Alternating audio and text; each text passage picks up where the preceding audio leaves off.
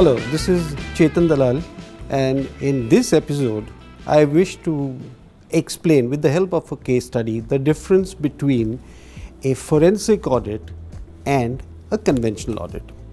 I'm sure many of you are aware what exactly a conventional auditor does. A conventional auditor usually relies on documentary evidence, and which is rightly so. But a forensic auditor has a vision which is something beyond what eyes can see. It is something far more comprehensive, which doesn't mean to say that the conventional auditor is not doing the right job, but a forensic auditor has got a much larger domain. And let me explain that to you with the help of a lovely billiard shot. What you see now on the screen is a billiards table with 3 balls on the table. Now, whenever we ask people as to what is the player trying to do, somebody will say the player is trying to pocket the red ball, somebody will say the player is trying to pocket the white ball, somebody may even go to the extent of saying that he's trying to pocket the white and the red ball. But that's about it. More than 90% of the people will stop at that. But have a look at the shot now. When you saw the shot, weren't you surprised that he was able to pocket all the 3 balls?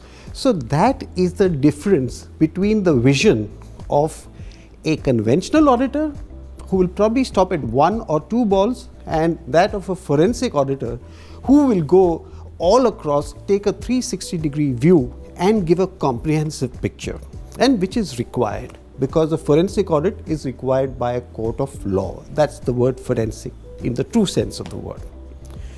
Now let me illustrate this with an imaginary case study, but it is very authentic and very relevant to the subject that we are talking about. Consider a situation. What you see now on the screen is a person who is slumped, who has actually died. He's slumped on the desk. He was a bank manager. And if you see on one side of the table, there is a coffee cup with some steaming hot coffee, which is coming out of the cup. And just below the desk is a printer. And if you see the way his hand has been placed on the table, under his hand there is a paper which had a printed note stating that he had committed suicide because he had embezzled a large amount of money from the bank, and he had thought initially that he would be able to replenish that money. Unfortunately, he came to a conclusion that he could not, and therefore he stated in his letter that he decided to commit suicide by drinking the poisoned coffee. Now, friends, let us consider this, that this assignment of investigation was given to a conventional auditor. And let us also consider this as if this assignment was given to a forensic auditor. Let's see the finer differences between the two. As I said before, a conventional auditor will always depend and rely on what we call documentary evidence. So he'll get a certificate from a doctor to confirm that the man has died and that the cause of death was poison, which he will get. It's a written certificate. It's a piece of evidence, documentary evidence for him. Then he will go and get a certificate from a laboratory to confirm that that poison was indeed present in that coffee. Third, he will confirm with a technical expert on IT that the suicide note was printed on the printer which was placed below the desk. And fourth, he will send that piece of paper to a fingerprint expert, again a forensic expert of some kind, to confirm which fingerprints were there. Now, all these pieces of evidence will be collected by him. Let's presume that the doctor confirms that this man died because of coffee, poison. Let's also confirm that this poison was there indeed in that coffee as certified by the laboratory. Let us confirm that the IT expert also confirmed that the paper was printed from that printer. And let us confirm that the fingerprints, as you now see on the screen, these were the fingerprints which belonged to the man who died, and there were no other fingerprints either on the front or the back from anybody else. So every piece of evidence that you see now that has been presented belongs to the theory that this person committed suicide. So an auditor would not be wrong if he said and came to a conclusion that this was a case of suicide. Now friends, so far so good. But let's take the case of a forensic auditor. As I said, his vision goes beyond what eyes can actually see.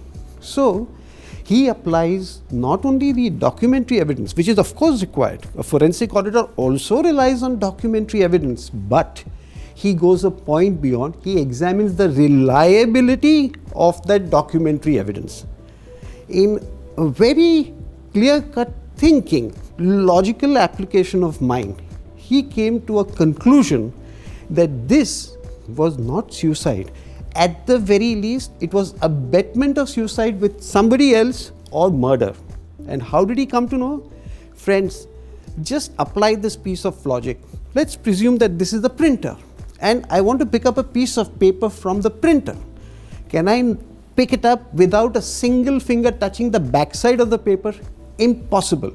Once again, have a look at the fingerprints that you saw on that piece of paper as certified by the fingerprint expert.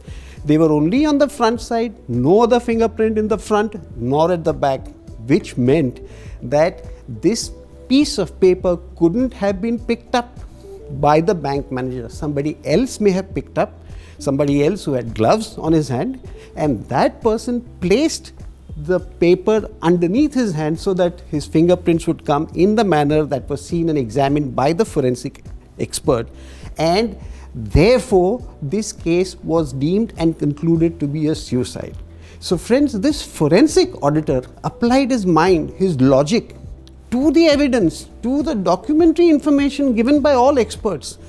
That became what we call a forensic analysis or a forensic audit.